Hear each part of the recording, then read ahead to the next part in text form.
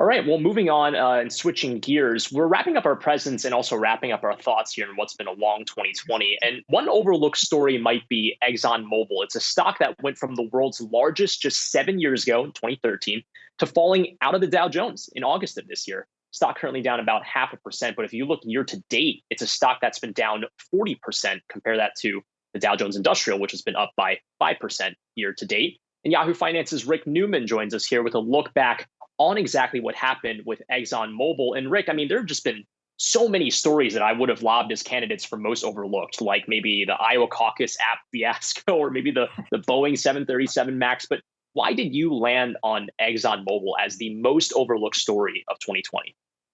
We've talked so much this year about the pandemic winners and the pandemic losers. But look what's happened to Exxon during the last several years. As you pointed out, it used to be the world's most valuable company. It made so much money in a few years right before and during the Great Recession in 2008 and 2009.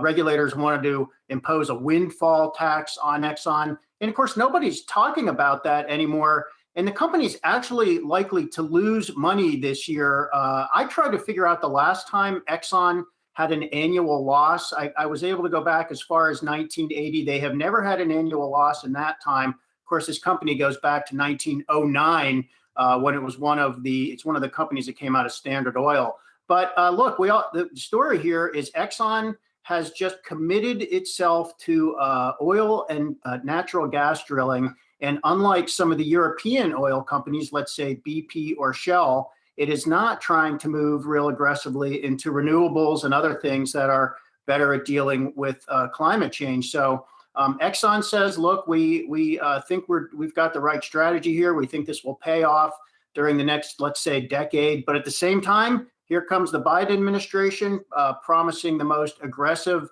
climate action of any administration effort. So this looks like a possible another stormy decade ahead for Exxon. Yeah, Rick, I wanted to ask you about that because we were just talking to our guest earlier in the hour about this push that we're seeing that we will likely see from the Biden administration on renewable energy. Exxon, when you take a look at their board, they have a lot of very well-known business leaders on there, people who have had success in the past. Do you think that there's a chance that they are going to change their strategy when they look out over the next at least 4 years, possibly 8 years, and even beyond that, hey, their business model at this point might not work in the future? Well, they have some activist investors now pushing Exxon to do exactly that. They just last few days actually did introduce a new 5-year plan to address some of these concerns, and they're focusing on things like carbon sequestration, which is when you can actually remove carbon from the atmosphere. Exxon has been a technology leader, going back decades. So you would think the company has the expertise to address at least some of these things, but it's just not clear whether. The CEO has basically mocked some of these other energy firms that are getting into renewables. Earlier this year, he called it a beauty competition. In other words, they're just doing it for show. And it's not clear that those other oil companies really have turned the corner. So, I think the whole energy industry, one of the reasons this is interesting to me is the whole energy industry is at a crossroads, just as the auto industry is. So we do seem to be at a transition moment or approaching a transition moment. Who knows when it will happen?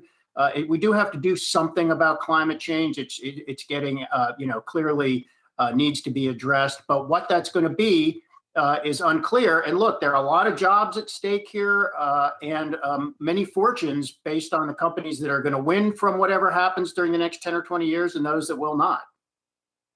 Yeah, well, Exxon's certainly been under pressure now for quite some time. Like you said, it's not only this year, but the last couple of years. Stock down once again today. All right, Rick Newman, thanks so much for bringing that to us.